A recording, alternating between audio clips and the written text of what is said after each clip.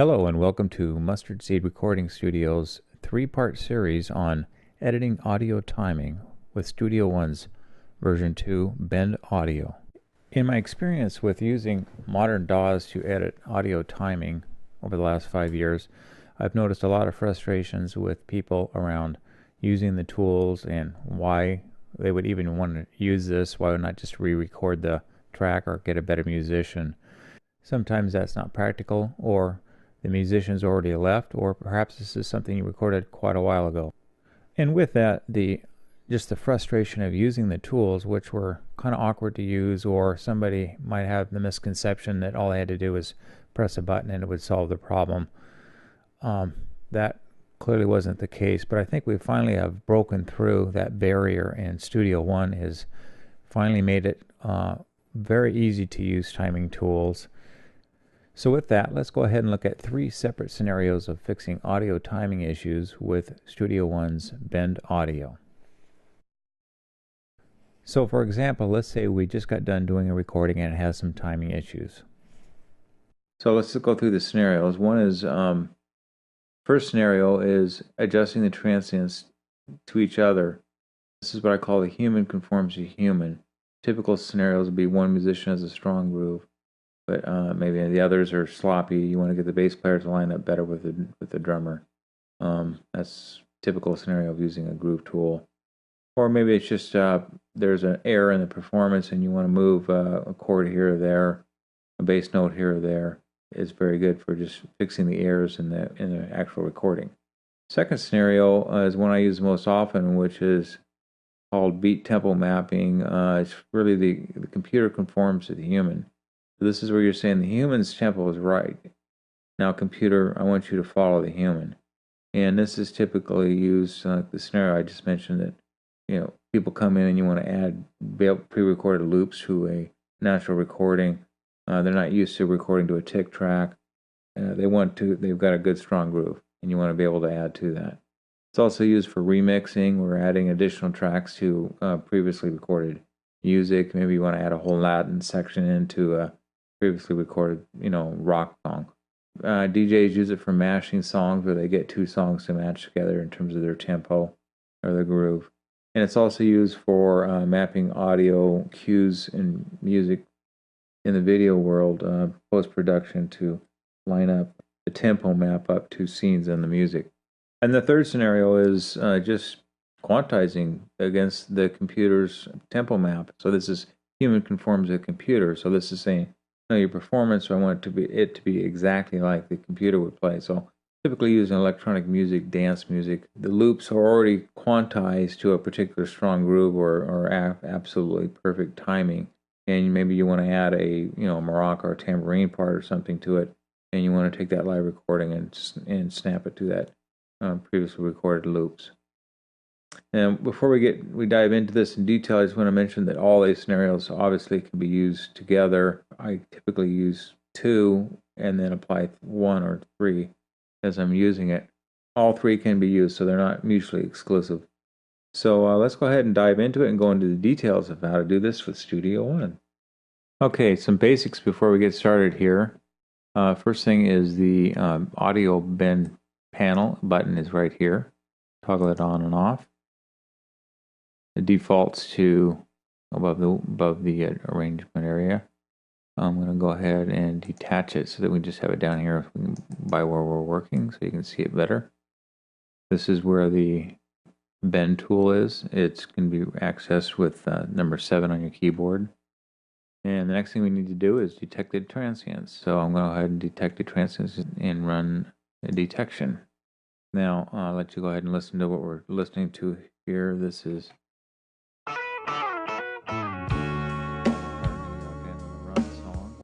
you notice that with the standard mode here, it didn't actually pick up that first downbeat of the song where the bass comes in.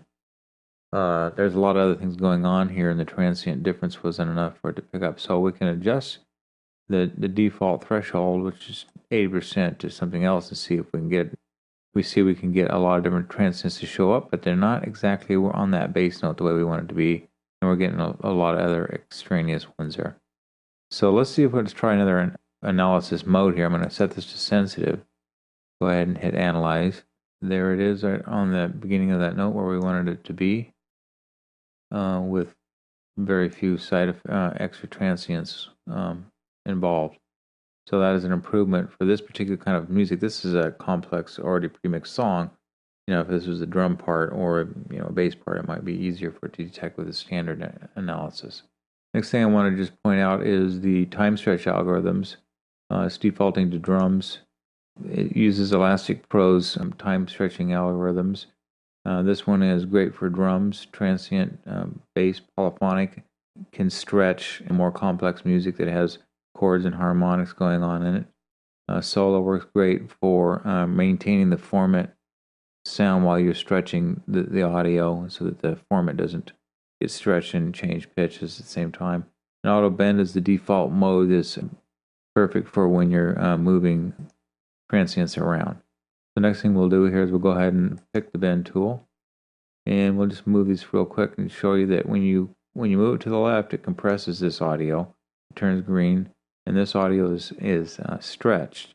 So the colors are very handy to just remind you that something has been stretched or compressed, and it's real handy to look down at a track and see that you've aligned something, and it reminds you that that one has been processed. The other things here, where the action is quantized. This is saying we're gonna be expecting to quantize these particular transients. You can also set it to slice so that it actually, when you take an action and apply it, it will slice that action. And that's great for drums where you don't want to necessarily stretch the sound, but you can move it around based on those very distinct transients. The rest of this stuff we'll go through as we get into more complex scenarios. So just to recap, we had right mouse click on this guy to generate the transients, detect transients. We brought up our panel here, and our bend tool is right here. Okay, in this first example, we're just going to line up two musicians to each other. First, listen to the drummer.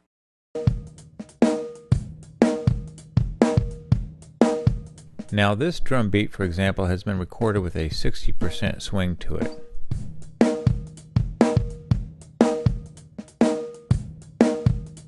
Now, let's add the bass player.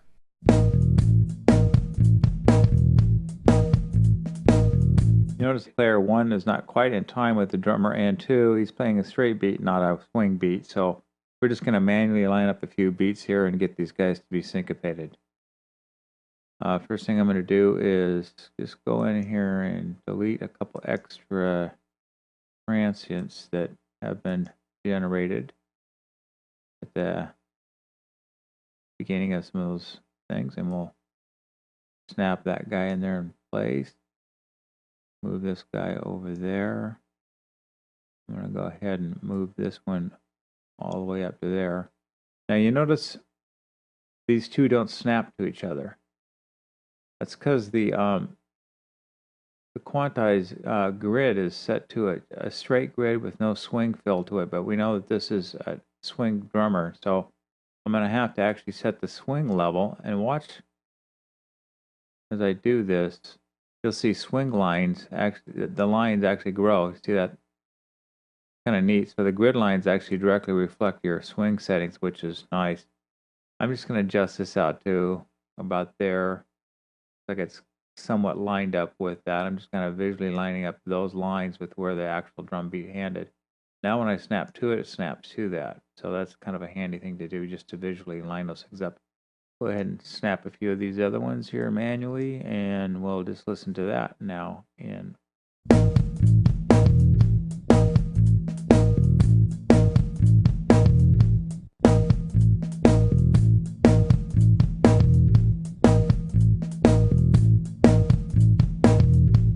Okay, so there is basically, we've lined up the bass player to play a swing feel. So that's an example of lining up transients by hand, and we're going to try to do the same thing now with the groove tool. Okay, so let's go ahead and use the groove tool to see what we can do to line these two musicians up. So here we have the drums again.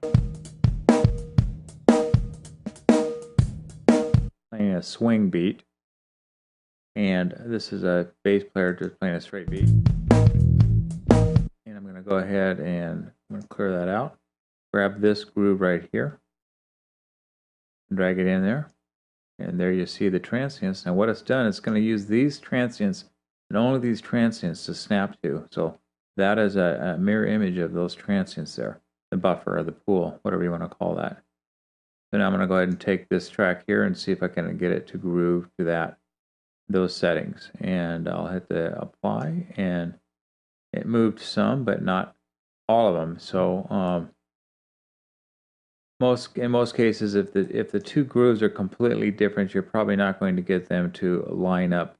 Pressing the apply button once, you may have to play around with it a little bit and then eventually do it manual. But I'm going to show you how to get a little more aggressive here. Now, what it uses is what kind of a window does it use to decide how far to throw those notes.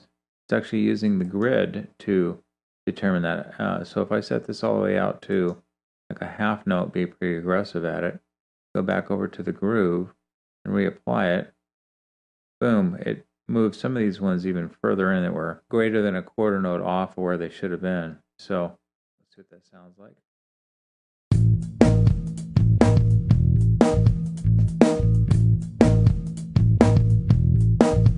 So it's getting closer. I'm just going to go ahead and manually move a couple of these into place so you can see that it is clearly snapping to those grids. Now watch this one. There's no snap there until all the way over here, boom, and then it snaps in. And that, just proves to you that it's using that as a snap grid.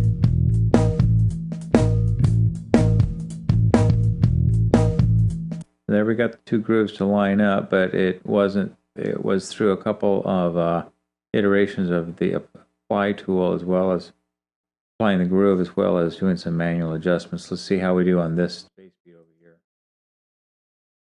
This one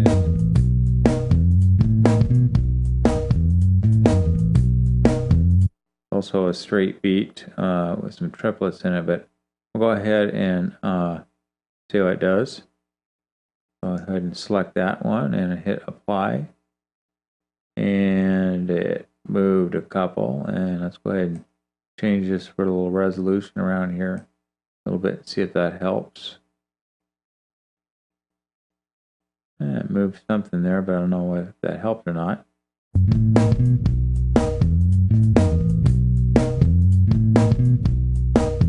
So I got this one lined up, this one lined up, this one here didn't align. I'm going to go ahead and do a couple of manual adjustments here.